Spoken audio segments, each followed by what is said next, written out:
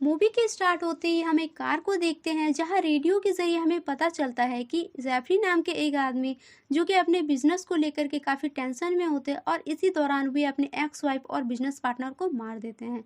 जिसके बाद वे अपने दो बेटियों को लेकर के वहां से जाने लगते हैं, जिसमें से एक का नाम होता है विक्टोरिया और दूसरे का नाम होता है लिली।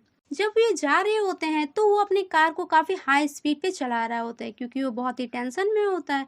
विक्टोरिया कई बार उन्हें स्पीड स्लो करने के लिए कहती है, पर वे उन्हीं को डांट देते हैं। तभी रास्ते में बर्फ गिरी हुई होने के कारण उनके कार का बैलेंस बिगड़ जाता है और वो कार जाकर के खाई में गिर जाती है। अब हम उनके घर का सीन देखते हैं जहां पर पुलिस छानबीन के लिए आई हुई होती है। तभी जेफरी का भाई लुकस वहां पे आ जाता है और वो पुलिस को पूछते हैं कि यहाँ पे क्या हुआ है, उनके बच्चे तो सेफ है ना। पर पुलिस उन्हें अंदर जाने नहीं देती है और उन्हें बाहर ही वेट करने के लिए कहा जाता है। अब हम उसी कार को देखते हैं जो कि खाई में गिर गई थी, वो पूरी तरह से डैमेज हो चुकी होती है और जेफरी अपने बच्चों को लेकर के सुनसान जंगल की ओर जा रहा होता है जहां पर उसे एक घर दिखाई देता है। वे जैसे ही उसके अंदर जा रहे होते हैं, विक्टोरिया को उस घर में कोई दिखाई देता है, पर उसका चश्मा टूटा होने के कारण उसे धुंधला दिखाई देता है और वो अंदर चली जाती है। अंदर जाते ही जेफरी काफी रोने लगता है और वो खुद को मारने की कोशिश करता है। तभी उसकी बेटी विक्टोरिया उनसे कहती है कि देखिए पापा, बाहर कोई लेडी है और वो फर्श को नहीं छू रही है। जेफरी उसके पास आ जाता है और उसे रोता हुआ देख विक्टोरिया उनसे पूछती है कि क्या हुआ है। तब जेफरी बताता है कि मॉम और डैड कई बार कोशिश करते हैं पर वो गड़बड़ियां कर देते हैं और वो विक्टोरिया का चश्मा निकाल देता है जिससे कि उसे धुंधला दिखाई देने लगता है। वो कहता है कि देखो, एक हिरन। जैसे ही विक्टोरिया पीछे मुड़ती है, जेफरी उसके आगे गन लगा देता है और वो उसे मारने ही वाला होता है। तब तक पीछे से मामा आ जाती है और वो जेफरी को अपने साथ लेके चली जाती है। विक्टोरिया कुछ साफ देख नहीं पाती है क्योंकि उसके पास उसका चश्मा नहीं होता है। इसके बाद वे दोनों बहनें चिमनी के पास बैठे हुए होते हैं। वे दोनों अब अकेले होते हैं। तभी उसके पास एक चेरी आ जाती है और वहीं पर वे मामा को भी देखते हैं। ये हमें कुछ पेंटिंग दिखाई देती है जिसे देख करके ऐसा लगता है कि मानो मामा ने उन दोनों बच्चों को अपनी बेटी की तरह पाला है। अब हम 5 साल बाद का सीन देखते हैं जहां हम लुकस को देखते हैं और उनकी बातों से हमें पता चलता है कि वो 5 सालों से अपने भतीजियों को ढूंढ रहा होता है। इसके लिए वो अपने सारे पैसे भी खर्च कर देते हैं। उसी के साथ हम उसकी गर्लफ्रेंड को भी देखते हैं जिसका नाम एनाबेल होता है और वो एक रॉक बैंड में काम किया करती थी।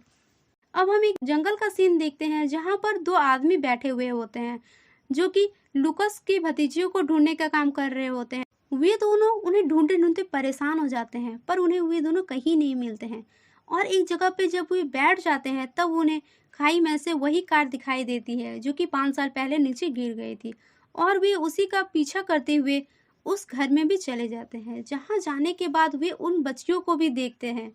वे बच्चियां उन दोनों को डराने की कोशिश करती है पर वे देखते हैं कि वो विक्टोरिया और लिली होती है जो कि 5 सालों में पूरी तरह से बदल चुकी होती है। उनका बर्ताव पूरी तरह से जंगली हो गया था और वे उन्हें एक साइकोलॉजिस्ट के पास लेके चले जाते हैं जिसका नाम होता है डॉक्टर जेराल जेफिस। वहीं पर लुकस आ जाता है और वे उन्हें बताते हैं कि विक्टोरिया को बोलना आता था, इसलिए इसके लिए ठीक होना आसान होगा, पर लिली, इसकी कहानी अलग है। वे लुकस को विक्टोरिया का चश्मा देते हैं और लुकस अंदर चला जाता है। लुकस को देख करके दोनों बेड के पीछे छिप जाते हैं। लुकस विक्टोरिया को वो चश्मा देता है जिसे वो डरते डरते उठाती है और वो उसे पहन लेती है, जिसे पहनने के बाद वो लुकस को देख करके डैडी कहकर पुकारती है। तब लुकस उन्हें बताते हैं कि मैं तुम्हारा डैडी नहीं बल्कि तुम्हारे डैडी का भाई हूँ। उन दोनों का चेहरा एक जैसा मिलने की वजह से उन्हें लगता है कि वो उसकी डैडी है और वो जाकर के उसे गले से लगा लेती है। पर लिली ये सब बेड के पीछे से ही देख रही होती है। अब हम कोर्ट में जेराल जेफिस को देखते हैं जो जज को बताते हैं कि ये बच्चियां पिछले 87 दिनों से इन्हीं की निगरानी में रह रही थी। इनमें काफी बहुत तेजी से सुधार आ रहे हैं और भी बताते हैं कि अकेली होने की वजह से उनका विकास सही से नहीं हो पाया था। वे भूखमरी जैसी चीजों का शिकार हो गए थे। तभी वे अपने माँ की कमी को पूरा करने के लिए एक इमेजिनेशन फ्रेंड बनाया था जिसे वे मामा कहकर पुकारते थे। पर उनका शारीरिक और भावनात्मक विकास ठीक से नहीं होने की वजह से उनकी हालत ऐसी हो गई थी और वे कहते हैं कि अगर दोनों का सही तरह से देखभाल किया जाए तो वो वापस ठीक हो सकती है। पर वहीं पर पुटोस्की जज को बताती है कि लुकस ने बच्चियों को ढूंढकर अच्छा काम किया है, पर इनके पास रहने के लिए अच्छा घर और पैसे की सुविधा ना होने की वजह से वे चाहती थी कि उन बच्चों की कस्टडी वे खुद ले। पर लुकस अपनी भतीजियों को उसको नहीं देना चाहते थे डॉक्टर जेफिस लूकस और एनाबेल से एक डील करते हैं कि वो उन्हें एक रेंट फ्री घर दिलवाएंगे और बच्चों की कस्टडी लूकस को ही दिलवाएंगे, पर वे विक्टोरिया और लिली का सारा ट्रीटमेंट खुद ही करेंगे। और फाइनली बच्चों की कस्टडी लूकस को मिल जाती है। एनाबेल अपना सब कुछ छोड़ करके लूकस के साथ उसी घर में चली जाती है क्योंकि वो लूकस से बहुत ज़्यादा प्यार करती थी और वो पूरी कोशिश करती है कि वो बच्चों को एक नॉर्मल लाइफ दे पाए। विक्टोरिया धीरे धीरे ठीक हो रही होती है पर लिली वैसी की वैसी ही रहती है। अब डॉक्टर जेफिस जब मामा के बारे में सर्च कर रहे होते हैं तभी उन्हें एक 1878 के लॉगबुक के बारे में पता चलता है जिसमें एक मेंटल हॉस्पिटल के एक मरीज के बारे में उन्हें पता चलता है। अगले सीन में हम विक्टोरिया और लिली को देखते हैं जो कि गाना गुनगुनाते हुए दीवारों पर पेंटिंग बना रही होती है। वहीं पर हम बटरफ्लाई को भी देखते हैं जिससे हमें ये पता चलता है कि इन दोनों के साथ मामा भी वहाँ पे आ चुके थे। अब हम लिली को देखते हैं जो कि अपने कमरे में खेल रही होती है कि उसी रूम से आवाज आने लगती है जिसे सुनकर के एनाबेल उसी कमरे की ओर आ रही होती है। तभी पीछे से विक्टोरिया एनाबेल को नीचे जाने के लिए कहती है। तभी हमें पता चलता है कि लिली मामा के साथ खेल रही थी क्योंकि विक्टोरिया तो नीचे थी। और रात में जब एनाबेल अपनी गिटार को बजा रही होती है तभी अचानक से वहाँ की लाइट्स ऑफ और ऑन होने लगती है जिसे देख करके वो थोड़ा सा घबरा जाती है। और जैसे ही लाइट ऑन होता है वो पीछे मुड़ती है तभी उसे लिली दिखाई देता है जिसे देख करके वो घबरा जाती है। जिसके बाद वो लूकस को बताती है कि वो बच्चों को अच्छे से संभाल नहीं पाएगी, वो इसके लिए अभी तैयार नहीं है। तभी वो दरवाजे के पास किसी को देखती है। लूकस जब बाहर चेक करने के लिए जाता है तब वो देखता है कि दोनों बच्चियां तो सो रहे हैं और वो उसे चेक करते हुए सीढ़ियों के पास जाता है जहाँ पर उसे एक ब्लैक हॉल दिखाई देता है। और वो हॉल धीरे धीरे बढ़ता ही जाता है जिसमें से एक बटरफ्लाई बाहर आता है और फिर उसमें से मामा बाहर आकर के लूकस को धकेल देता है जिसके बाद से लूकस कोमा में चला जाता है। तब एनामेल अकेले ही उन बच्चों का ध्यान रखने लगती है। अगले दिन जेफिस उन पेंटिंग्स को देखने लगते हैं और एनाबेल उन्हें बताती है कि वे दीवारों से बातें करते हैं। उसे वो मामा कहकर पुकारती है। वहीं पर जेफिस को एक डॉल मिलता है जो देखने में थोड़ा अजीब होता है। तब जेफिस उस डॉल की एक पिक क्लिक कर लेती है और वो उस पर सर्च करने लगता है। रात के समय जब सब कोई सो रहे होते हैं तभी एनाबेल को गुनगुनाने की आवाज़ सुनाई देती है और वो अपने कमरे से उठ करके बच्चों के कमरे में चली जाती है जहाँ पर वे देखती हैं कि वे दोनों बच्चियां तो खेल रही होती है और वो अलमारी खुला हुआ होता है जिसे खुला देख करके वो उसे बंद करने चली जाती है। पर विक्टोरिया उन्हें रोक देती है और विक्टोरिया कहती है कि अलमारी को मत खोलो। अब एनाबेल उस अलमारी को बंद कर देती है और वहां से चली जाती है। अगले दिन वो जेफिस को ये सब बात बताती है और वो कहती है कि कमरे में कोई और लेडी भी थी। ये सुनने के बाद जेफिस फिर से इसी का पता लगाने के लिए वहीं पे चला जाता है जहां पर उन्हें पता चलता है कि 20 साल पहले जब कैलिस्टन फॉल्स को हटाया जा रहा था वहीं पर उन्हें एक छोटे से बच्चे का पुराना अवशेष मिला था जिसे लेने के लिए उनके कोई भी रिश्तेदार नहीं आए थे। तब उन्हें वहीं पे रख दिया गया था और वे उस अवशेष को जेफिस को दे देते हैं।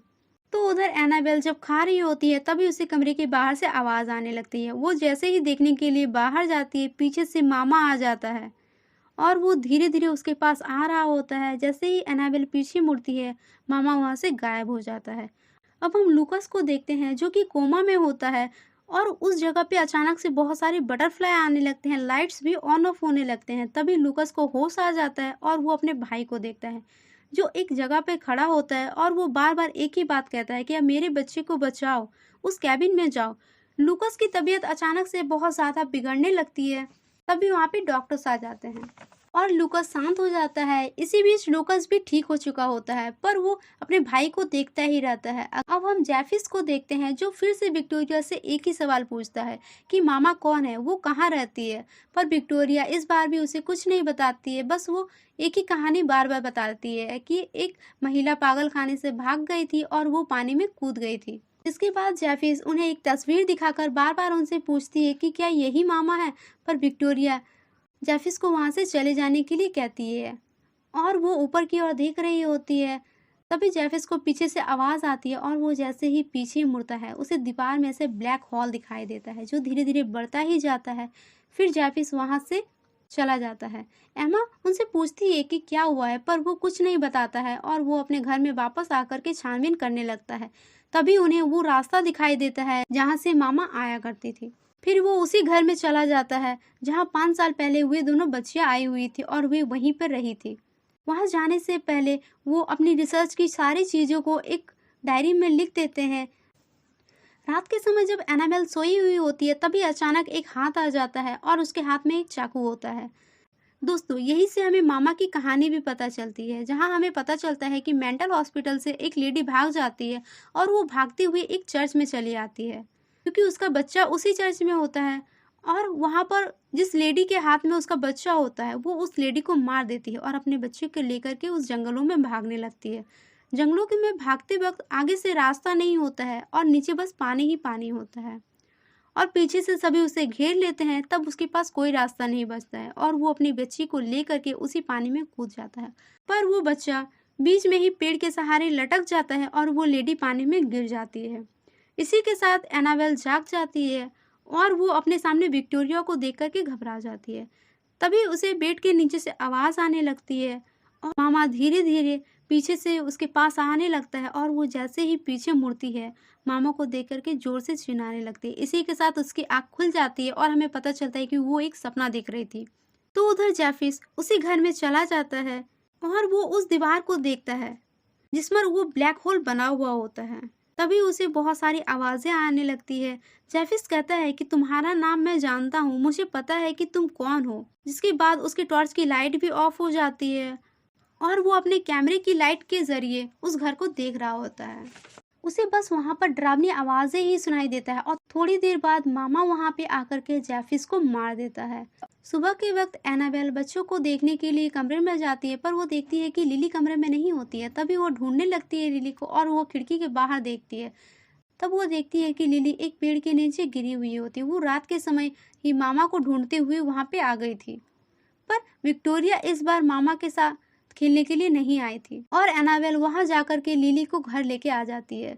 लिली बार बार उसे दूर जाने की कोशिश करती है, पर एनाबेल उसे पूरी तरह से जकड़ के रख लेती है और वो उसे अपने हाथ से भाप देने लगती है, जो कि लिली को अच्छा लगने लगता है और इसी के बाद से उन तीनों में अच्छी बॉन्डिंग बन जाती है। ये देख करके मामा को गुस्सा आने लगता है।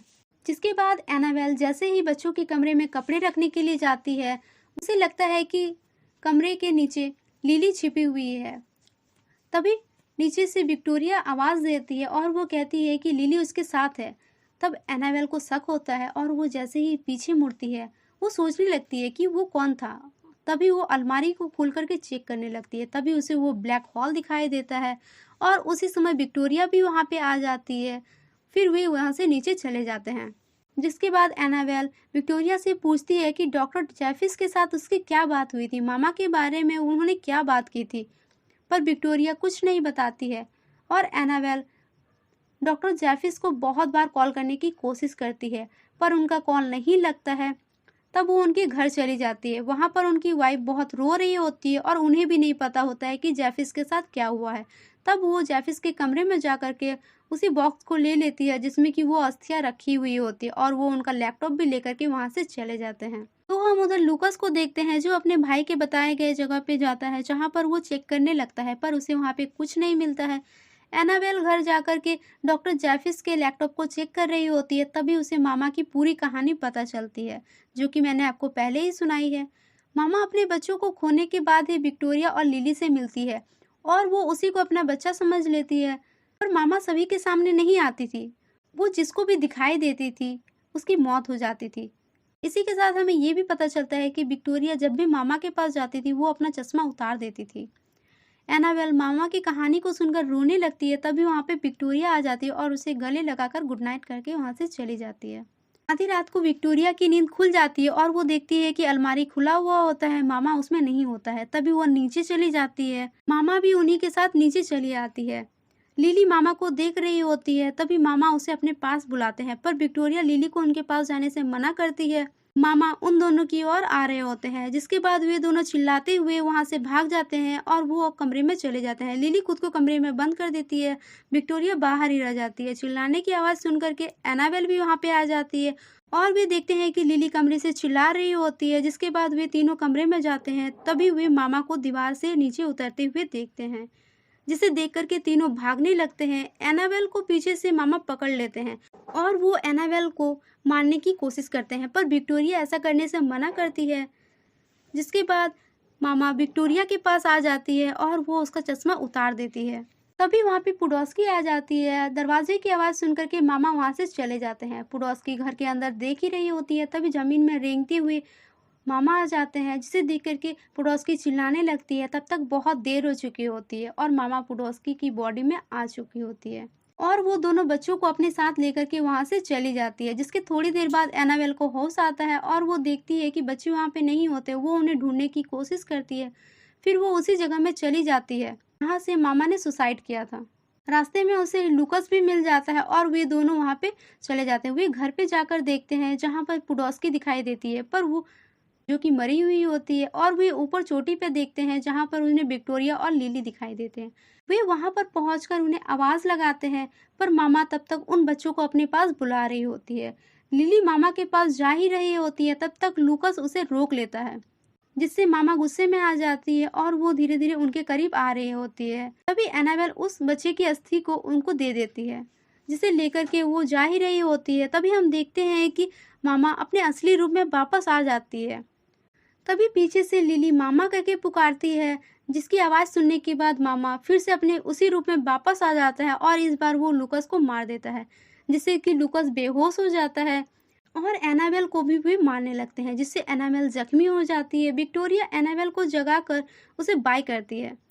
मामा दोनों को लेकर के जा ही रहे होते हैं, तभी पीछे से विक्टोरिया को एनाबेल रोक लेती है, पर वो लिली को नहीं रोक पाती है, जिसके बाद मामा विक्टोरिया को छोड़ देते हैं और वो लिली को लेके जा रहे होते हैं। लिली बार-बार विक्टोरिया को भी उनके साथ आने के लिए कहती है, पर विक्टोरिया उनके साथ नहीं जाते हैं और मामा लिली को लेकर के चली जाने लगती है। वहीं पर हम मामा और लिली के बीच बहुत ही खूबसूरत सा सीन देखते हैं, जो कि एक हुक्म की तरह होता है। और वे दोनों नीचे जाते वक्त बहुत सारे तितलियों में बदल जाते हैं और वहाँ से उड़ जाते हैं, जिसके बाद एनाबेल और विक्टोरिया रोने लगती है। तभी विक्टोरिया के हाथ में एक बटरफ्लाई आ जाती है, जिसे देख कर के उसे लगता है कि ये लिली ही है। और इसी के साथ ये मूवी भी एंड हो जाती है।